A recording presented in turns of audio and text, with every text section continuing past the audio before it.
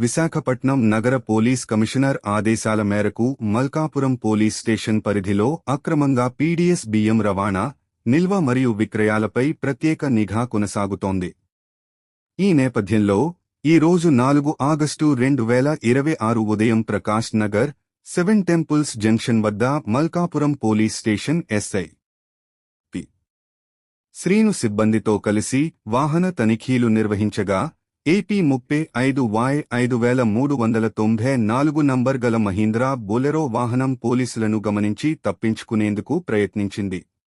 C. Srinu చాకచక్యంగా టీంను alert చేసి వాహనాన్ని అడ్డుకుని తనిఖీ చేయగా అందులో 30 సంచుల్లో మొత్తం 1200 కిలోల పీడీఎస్ బియ్యంను పట్టుకున్నారు. పీడీఎస్ బియ్యంగా గ్రహించి బియ్యమును అక్రమంగా తరలిస్తున్నట్లు గుర్తించారు.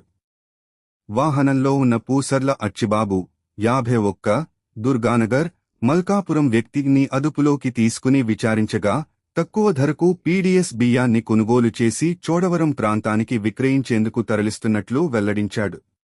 పోలీసులు సుమారు 18,000 విలువైన 1200 కిలోల పీడీఎస్ బియ్యాన్ని, బొలెరో వాహనాన్ని స్వాధీనం చేసుకుని నిందితుడిపై మల్కాపురం పోలీస్ స్టేషన్ క్రైమ్ నం 12422026, సెక్షన్ 318(4) బిఎన్ఎస్ మరియు సెక్షన్ 7(1) ఎసెన్షియల్ కమోడిటీస్ యాక్ట్ కింద కేసు నమోదు చేసి దర్యాప్తు చేపట్టారు.